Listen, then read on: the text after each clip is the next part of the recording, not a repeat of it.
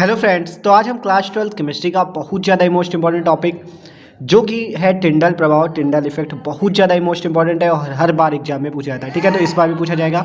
और टिंडल प्रभाव और जो दूसरा है ब्राउनी गति हमारा, ठीक है, टिंडल प्रभाव और ब्राउनियन गति, ये दोनों बहुत मोस्ट इंपॉर्टेंट। तो आज दोनों टॉपिक देखेंगे और बहुत ज़्यादा ही आसानी से देखेंगे। ठीक है, तो चलिए शुरू करते हैं वीडियो को। देखो, टिंडल प्रभाव होता है कि इसमें कोलाइडी विलयन में पाया जाता है। ठीक है, तो कोलाइडी विलयन में क्या होता है? टिंडल प्रभाव।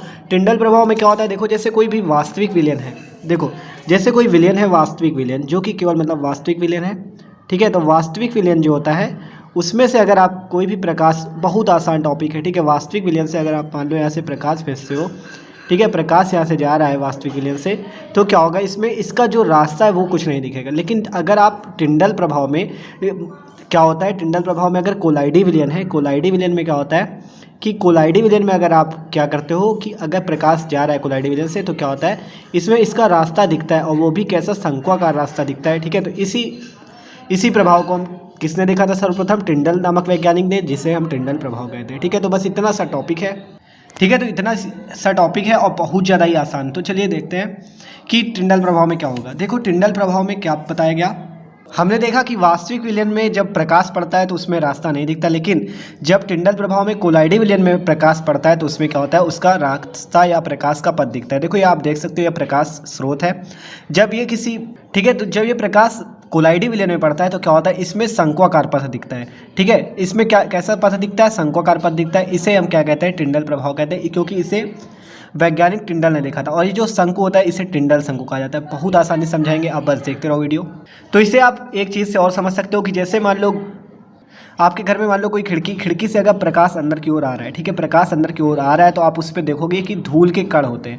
धूल के कण जो होते हैं वो चमकते हुए दिखाई देते हैं। ठीक है, तो यही है टिंडल प्रभाव कि जब प्रकाश आ रहा है इस पर कोलाइडी विलयन में, तो इसमें क्या होता है? शंक्वाकार पथ जो होता है वो प्रदीप्त होता है या चमकता हुआ दिखाई देता है। बस यही प्रभाव है, आप अपने घर की खिड़की से समझ सकते हो। ठीक है, तो देखो अब इसमें देखते हैं। देखो, जिस प्रकार अंधेरे कमरे में प्रकाश की किरण में धूल के कण चमकते हुए दिखाई देते, उसी प्रकार लेंसों से केंद्रित प्रकाश, देखो ये लेंसों से जो केंद्र होकर प्रकाश आ रहा है उसमें कोलाइडी विलयन पर डालकर और समकोण पर रखे एक सूक्ष्मदर्शी, इस सूक्ष्मदर्शी से देखा जाता है कि मतलब प्रकाश प्रदीप्त हो रहा है जो। ठीक है, रखे सूक्ष्मदर्शी से देखने पर कोलाइडी कण क्या हो? अंधेरे में घूमते हुए दिखाई देते हैं। ठीक है, तो जिससे उसका प्रकाशी पथ ये दिखने लगता है और ये क्या होता है? टिंडल शंकु होता है। इसे शंकु को क्या नाम दिया?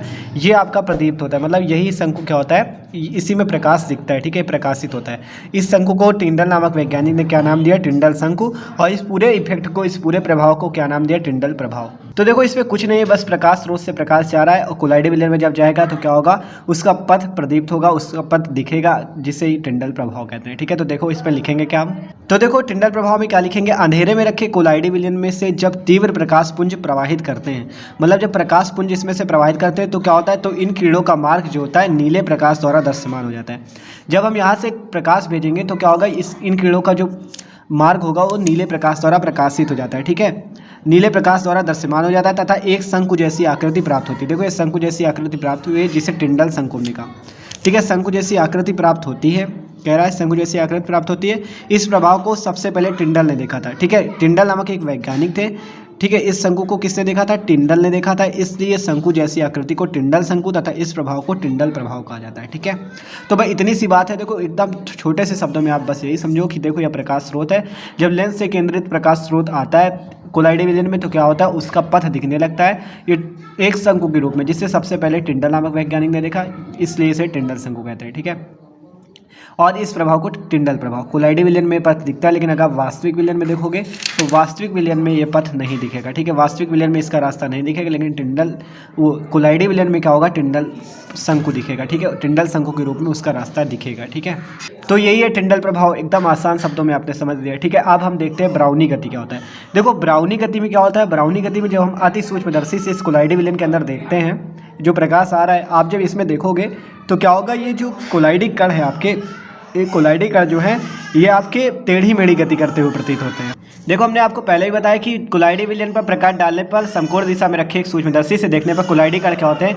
अंधेरे में घूमते हुए दिखाई देते हैं। ठीक है, तो इस जो घूम रहे हैं इस गति को ही हम कोलाइडी कणों की ब्राउनियन गति कहते हैं। ठीक है, तो बस इतना सा है ब्राउनी गति, और ये भी एग्जाम में बहुत बार पूछा गया। ठीक है, इस बार भी पूछा जाएगा। तो देखो, जब किसी सूक्ष्मदर्शी द्वारा निरीक्षण किया जाता है तो कुलाइडी कण सदैव तीव्र गति से टेढ़े मेढ़े चलते हुए प्रतीत होते हैं, जिगजैग गति करते हुए प्रतीत होते हैं, जिसके कारण क्या कहा जाता है, इस गति को ब्राउनी गति कहता है। कुलाइडी कणों की इस टेढ़ी मेढ़ी गति को हम क्या कहते हैं, ब्राउनी गति। इसे सबसे पहले रॉबर्ट ब्राउन नामक वैज्ञानिक ने देखा था, इसलिए इसका नाम ब्राउनी, इनके ब्राउन नाम से ही ब्राउनी गति इसका नाम पड़ा। ठीक है, तो क्या हुआ, कुलाइडी कण क्या होते हैं, सदैव तीव्र गति से टेढ़े मेढ़े चलते हुए प्रतीत होते हैं।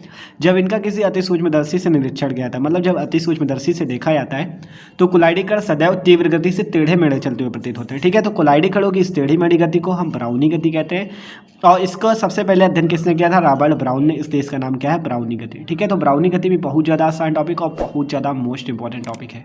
ठीक है, तो देखो टिंडल प्रभाव और ब्राउनी गति कितनी आसानी से आपने समझ पक्का लिया होगा। ठीक है, तो अगर समझ में आओ तो भाई प्लीज़ एक वीडियो को लाइक जरूर कर दीजिएगा। ठीक है, और अगर कोई भी इस पर आपको कोई भी दिक्कत होती है तो आप कमेंट करके बता सकते हो। ठीक है, तो हमारे हिसाब से तो आपको जरूर समझ में आएगा। तो भाई अगर समझ में आया तो प्लीज़ वीडियो को लाइक जरूर कर दीजिएगा। Okay, thanks for watching this video.